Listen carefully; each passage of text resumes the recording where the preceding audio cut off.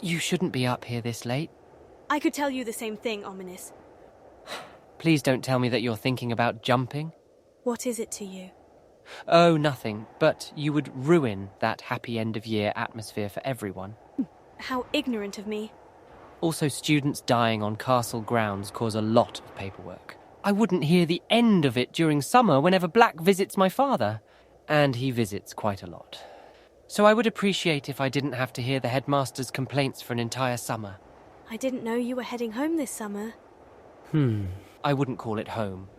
Aren't you staying with Sebastian? You don't know, do you? Do I know what? He hasn't told you, has he? I haven't spoken to him since that day in the Undercroft. Sebastian is not going back to Feldcroft. He told me a few days ago. Oh, I'm sorry to hear that. Did he say why he's not going back? Well, since you're obviously refusing to talk to him, I might as well tell you. Both him and Anne have agreed to sell the house. Sebastian plans to use some of his share to find a room for some nights and then go looking for work over the summer. What about Anne? She's being transferred to St. Mungo.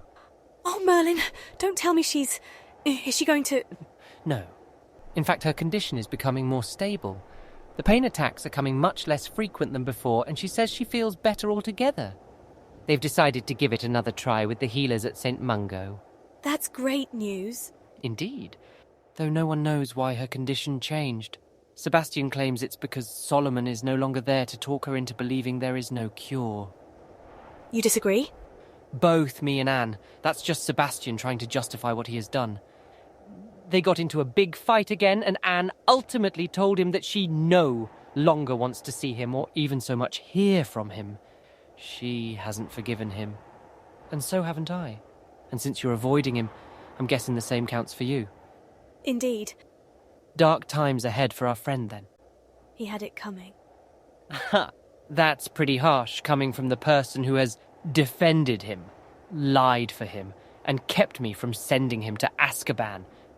I have my reasons. Reasons, I suppose, you don't want to talk about.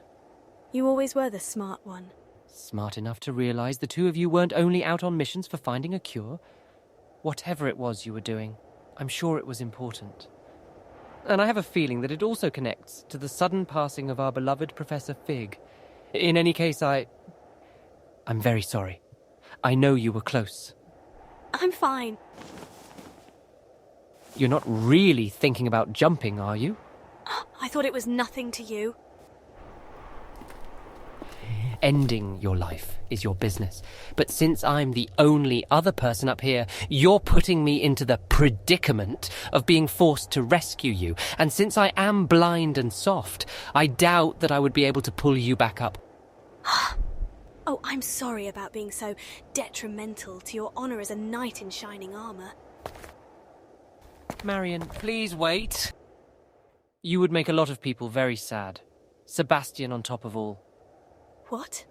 To be honest, I actually came here hoping to find you. He's looking for you everywhere and begged me to help him. He could have sent me an owl, like he usually does when he wants to exploit our friendship. I suppose he had a feeling you wouldn't answer. Damn right! I'm not talking to him, and I also don't want to see him, if I can avoid it. If I may ask that, why did you stop me from turning him in then? I didn't do it for him. I did it for his sister. She has lost everything. I didn't want to be the one responsible for her losing her twin brother, too. And I also did it for you. I didn't want you to lose your best friend. I have caused enough trouble for the two of you.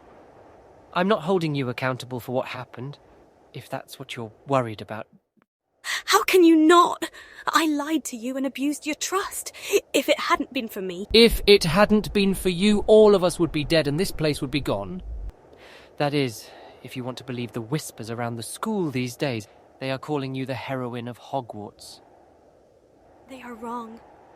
What happened down there was pure luck, and I wouldn't even be alive if it hadn't been for...